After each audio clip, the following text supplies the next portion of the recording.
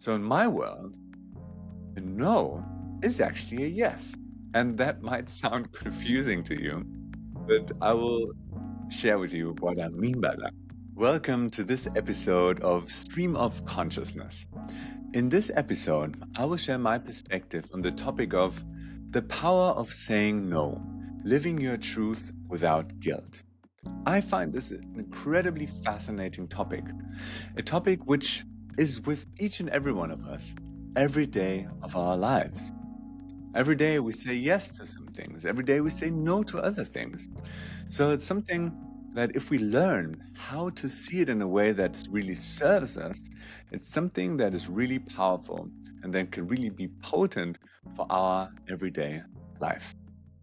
And as in all other Stream of Consciousness episodes, I didn't prepare any script. I want to share with you in the most authentic way what's going on in my inner world and let you in on my thoughts, my perspective on how I see this topic and how this relates to living your essence.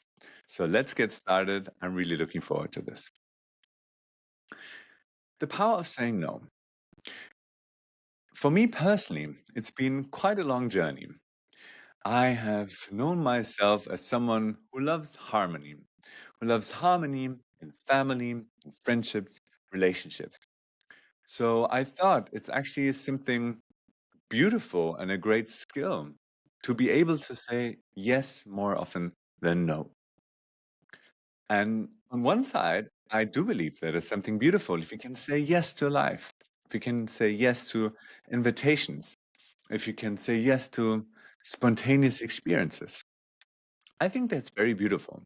And in these years of experience, I also felt that it was really enriching for my life to say yes to many things that otherwise I probably would not have said yes to. On the other side, when having this belief system that saying no is a bad thing, which I had, that I felt I had really difficulties in setting my boundaries in a clear way. Because I always thought that saying a no to someone is something harmful. So I didn't set boundaries. I didn't say no. And that was difficult for me because it was difficult for me to feel my own truth and my own yeses and nos properly because I let in everyone else so closely on my experience, in my inner world, and let their choices in life define also my path. So that's why I want to share these thoughts in this episode with you, because I want to inspire you and also invite you that you can find true yeses and nos and also take a closer look to what a no actually means for you. And why would you want to say no to someone, to something, to certain requests, to a certain experience? And in order for me to elaborate this a little bit further, I want to share with you how I see a no, like what a no actually means.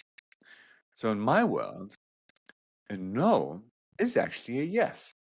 And that might sound confusing to you, but I will share with you what I mean by that. And for that, I like to introduce this concept of needs.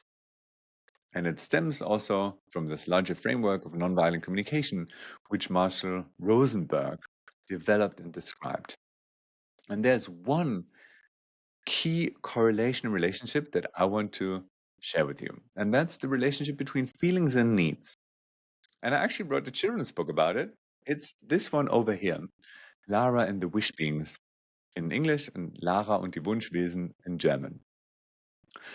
And the basic idea is that feelings are neither good nor bad, but feelings have a function, a very important one.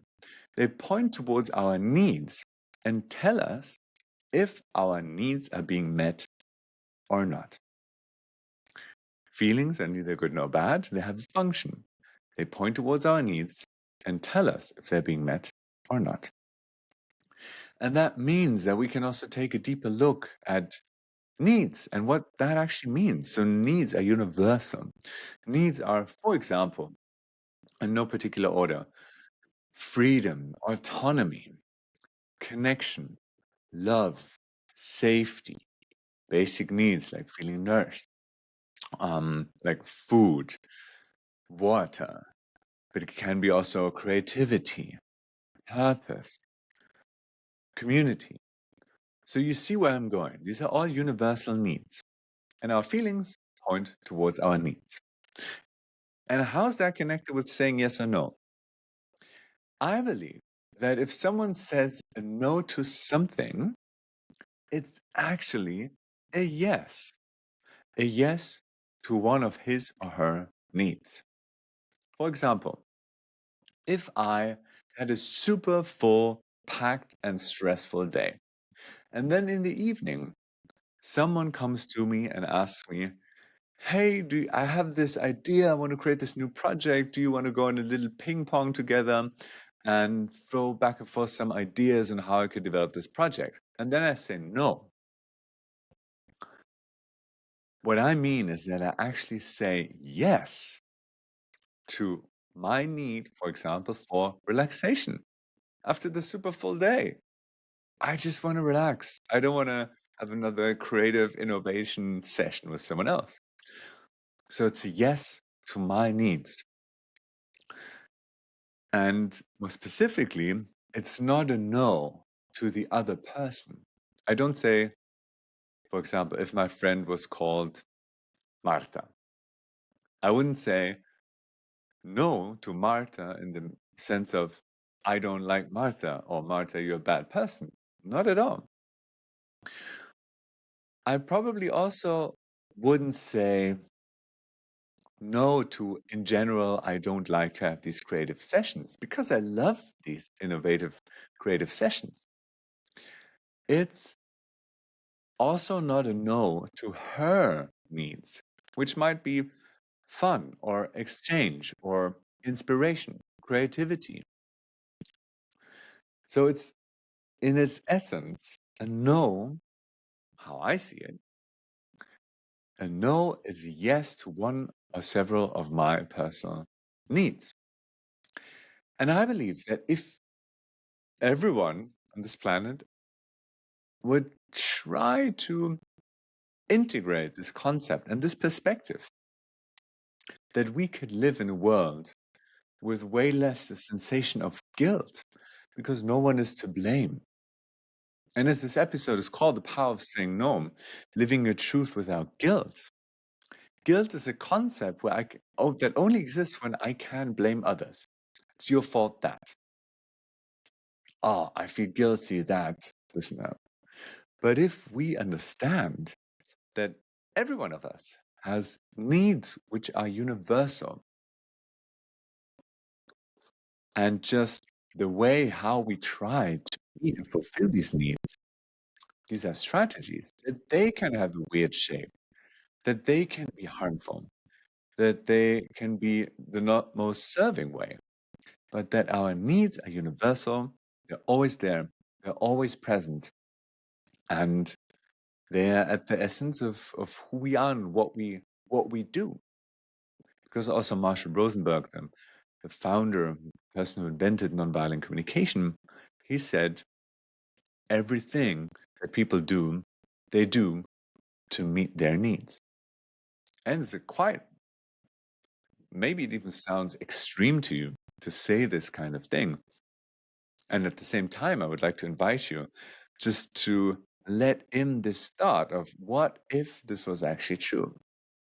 How would that impact your life in a maybe very, very beautiful way? All right. The power of saying no. I hope that this was inspiring for you, that you get to understand no's in a different way. And for me, I every now and then I try to imagine, and I really try to imagine this a world where everyone would feel open and okay and in touch with saying yes to their own needs in a way that they don't feel guilt or feel ashamed, but in a way that is also respected by others, where they feel, yes, thank you for taking care of yourself. Thank you for saying yes to yourself. And I believe that's something that we need to practice, something that we need to practice and cultivate in our society in order to live with more peace and eventually actually more harmony. And harmony in the sense that if you look at a beautiful piece of music, there are also some notes that are outside of the scale that feel a little bit funky in the moment, but then they resolve this tension to come back to the key, to come back into harmony.